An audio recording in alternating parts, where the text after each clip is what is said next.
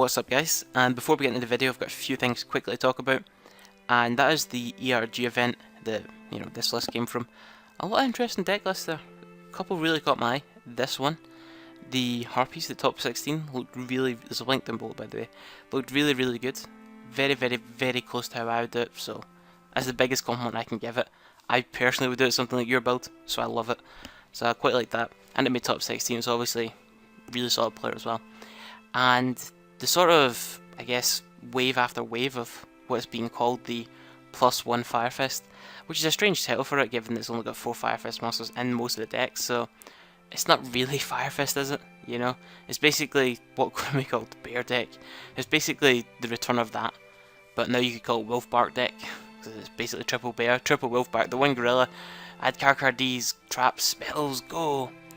And they were everywhere in the top 16. And when I look at the deck list, I see, okay, it's a decent deck. Doesn't scream winner. The fact that I got first place, I think it was a surprise factor. The deck's, in my opinion, not amazing. It's not bad. It's consistent, obviously, but it's got its problems. So if you like this video, I might do a video on the, again, +1 Firefists, and kind of explain all those good points and, why I don't think it's that good. And of course, the one massive glaring weakness in the deck, which is quite obvious at first glance. And no, I'm not talking about the simplicity of the plays, there's another massive glaring weakness. So yeah, if you like this, I might do that. Anyway, we're going to talk about this mermail deck list because it's very different. It is Patrick Hobbans of all people's, but it is, I think it's a good build. Now, I'm not a mermail player, but I've played mermails a little bit, and he's done a lot of things similar to how I would do it. Man, that just sounds so arrogant. Man, this person doesn't like how I done it, therefore it's the best. But it's weird when you test things and it works out, and then you see other people doing it, you think, and they do well, you think, well, I must have been right because these people are doing well with it changed. Because like I always say, just because something, became standard doesn't always mean standard is the best. That's how standard gets replaced and something else becomes standard, and that formerly standard thing becomes obsolete because people try things and make it better and it works. Some people at first are a bit hesitant to try it because obviously nobody really likes change, or they'll never admit to liking change, but eventually it catches on, they accept it and they move on. So, let's give it a chance. So we're going to kind of look at this and kind of go over its good points, why I like it, why I think it done well, and pretty much all that good stuff. Might miss a few things, I'm not a mermail player once again, however I have played it a little bit and played against it quite a lot. That's not his side deck. Some of the cards are cards he side decked, other cards are cards I felt strange that he didn't play, and other ones are cards that I'm happy he didn't play, and this is just awesome links I put in. So yeah, we'll start off with going over the deck list. We've got the Controller, Tidal, 2 Megalo, 3 Teus, 1 Dragoons, 2 Sturge, the 3 Gunday, 3 Linday, 3 Spike, 2 Aqua Spirit, 2 Marksman, 1 Undyne, triple Upstart, double Regeki Break, triple Reckless Glade, triple Abyss Sphere, 2 Fiendish Chain, 2 and 1, 2 Vanity Emptiness, 1 Trench Tribute. Then the extra's got the 1 Leo, 1 Black Rose, 1 Gaio Abyss, 1 Dracosac, 1 Big Eye, 1 Crazy Box, 1 Bahamut, 1 101, 1 Diamond Dyer, 1 Nuke Roach, terribly designed card, Upgrade Black Rose Dragon shouldn't exist, 1 Lava Chain, 2 Abyss Dweller, 1 Alucard, and 1 Abyss Strike. Like I said, these extras are just some of the cards he was playing, some of the ones I think he should play, and some of the ones he's not playing in the main deck, which I think was worth talking about. So I guess this is where we'll start. The Best Lead, finally. I freaking hate this card. In my mirror builds I don't play either, I think it's rotten. Every time I open it, it just feels like, well, I've just owned with 4 cards. Lovely. Because it's got such a steep cost. Don't get me wrong, it's good when it works, but it's such a steep cost that it's very rarely going to work. And if it does, it's probably out of desperation, which means you're probably not getting a lot of, bonus effects back for it. Basically, the only reason you put it in is because Lindy brings out and it's got decent stats. And that's it. That's inconsistency 101. That's power for inconsistency, not even a lot of power for a terrible inconsistent thing. So yeah, finally, someone shouting that out. Good, I like that. Not playing any heavy entry. Interesting now. I can't speak for him. I've not known if he's said anything about this, but I can sort of see why. Now, I did play this in my build. I played it at 1 or 2, I can't remember, but I never really liked it. She would be nice. I never really liked it because it's really inconsistent. If you have this on your own, it doesn't really do much. It needs something to pitch it. Its whole purpose is there to be pitched. That's inconsistent. And if you've got it on its own, it's a bit of nothing. Whereas the mermail cards are actually capable of doing something on their own. So I can kind of see why you'd want to get this. Plus, it only hits face ups, and I'd say face ups are maybe slightly more important, especially with the +1 Fire Fist everywhere. So I can understand why I wouldn't want to run it, but it is such a good pitch card, so I can see why a lot of people continue to run it. Plus it helps, you know, open up a lot of extra plays because of the extra summon, so yeah, it's pretty good, it's pretty interesting. That it doesn't play, but again, it's understandable because again, it is inconsistent and doesn't really do anything by itself, so I can see the logic behind it. Anyway, onto the main deck. He is playing 2 vanities. His entire side deck, for the most part, basically screamed, I'm expecting hieratic rulers. Wow, was he wrong? Or maybe there was a lot of them that just didn't make it into the top of 16. But that seemed to be what he was expecting and preparing for, so it made sense that we'd main deck these cards. However, they do scream side deck card to me, and I'm pretty positive he'll either dump them the side deck or get rid of them entirely after playing in that meta, especially if the +1 Fire Fist catch on. The triple Reckless and triple Upstart. Now, we get it, the triple Upstart's his thing, but I've already mentioned this before, and I call it the kind of draw engine theory, and it is a thing in my mind.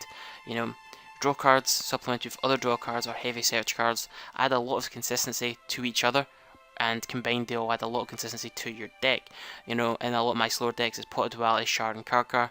Funnily enough, in the new +1 Fire Fist, it's Upstarts, Karkar, and Pot of Duality. Yeah, basically they're switching Upstart for Shard of Greed.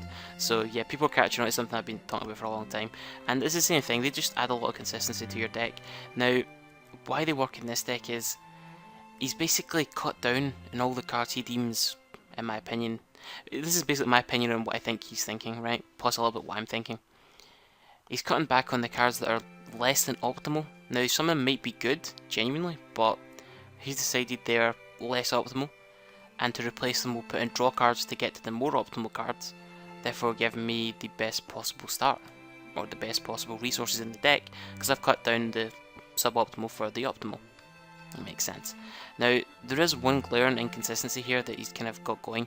With all the extra draw and the, you know, inherent search, and especially some from the deck that this deck does, there's 2 cards he shouldn't have ran. That's the Undying and the Controller. Hold with me here.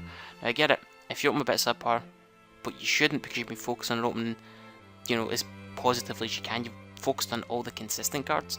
So to put this in is basically admitting, well, you think it's super consistent, you're still sort of admitting defeat, but it's more than that. It's the fact with all these draw cards, you can potentially draw the Controller, which is drawing a bit of nothing, but it's still worse than that still, because if you draw this bit of nothing, it means you've now got another potential dead bit of nothing in your deck. I don't care if this can be patched, it's still something you don't actually want to see, unless you can get this effect off. So I would cut these. I don't really care for what, just something decent. I don't think, even in 1-for-1, it just, no. And a 1-on-1, it doesn't work with all the search, draw, and especially something from the deck spam. Don't know what I was going to say there, but yeah, I wouldn't do it. That's definitely a no-no. The Triple Gundy, I really like Triple Gundy. I've been running Triple Gundy since I read what Gundy done. It's a good card. People get playing it in 2, and every time people do a deck profile, like, oh man, Gundy's so good, that's why we run 2 of her.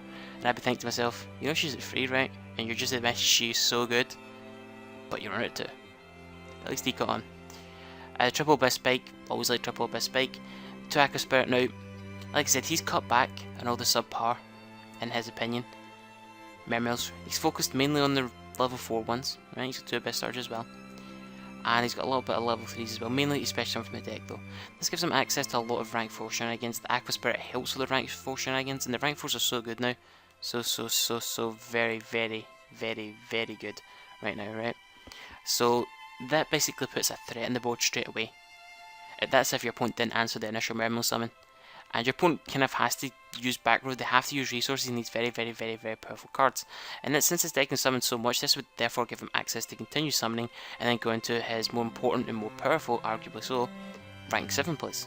Again, this is my take on it. So it makes sense, basically he's got all the best, most consistent Mermail cards that allow him access to good, consistent, you know, plus A plays, but also allows him to have a rank 4 toolbox, and allows him to have the rank 7 toolbox. And since the rank 4 is going to be an immediate threat, your opponent's going to have to answer that, which means you're more likely to get a safe rank 7 play off. That makes sense. The high trap card count I actually like. I actually played like 8 traps my build, which is still a bit low, but it makes sense. Regeki Break, like I said, he might draw dead cards. It doesn't really matter. This deck can sack it. It's a very, very... what's what I'm looking for here? I can't think of the word, but it deals with a lot of problems. There's a word for that, somebody will tell me. And that's what's good about it. You can give up the pitch. You know, if Fire Fist were really important, he'll be glad they had this card main, because he can obviously chain it to 10k, but it can do so much more. You can draw it late game, and still have it be useful against, as long as it's on the pitch, which you should do, against, you know, an already on threat or on board problem, such as a bear or a Tiger King or whatever the case may be. It still does something. It's still very good. So yeah, I don't think the rest really need to be talked about. Things that he didn't main, again, that was interesting. The bottomless trap hole, which he did side, fair enough. Absolutely 100% should be mained. The third Fiendish Chain, I would main that as well. And I would really main the Compulse. So these 3 cards could arguably go in. These 2 could come out. And these 2 could come out. So this gives them 4 spaces. However, you do still want to have quite a high water count, just for your mermails, just to be on the safe side. So you want to be wary of what you take out and put in. He didn't play any salvage either. I do find that a bit strange, but with 2 Aqua Spirit and Tidal, you know, and the Gundy, maybe he thought it could lead to inconsistencies. Again, he's trying to remove that, but that's my opinion, what he tried to. So yeah, it's understandable. And no Abyss Squall, which I thought was interesting. I did play it one, I thought it was quite a good card, but I guess it's a power card. If, you know, it's powerful, but it's inconsistent, and you don't want that. So again, it makes sense. So when you look at the build, you see a good rank 4 build, you see focus on the consistent parts of the mermails, less focus on the inconsistent parts. Fill it up with draw cards to get to the more optimal cards. And, you know, lots of good toolboxing, rank 4 and rank 7, really powerful ranks. And it's still got all those multiple summon options that, you know, every pro player seems to like. So, yeah, I like the build. I think it's quite good. I don't know why people don't like it, but like I said, people don't like change. So guys, if you like this video and would like to see one on +1 Firefist, do let me know. If there's a really cool, interesting deck out there, let me know. Maybe I'll do a couple of videos on it. I've not really found anything that screamed, play me, play me, play me. So yeah, that's why we're doing this kind of stuff instead. So guys, hope you enjoyed this. Thanks for watching, and as always, I'll see you all next time.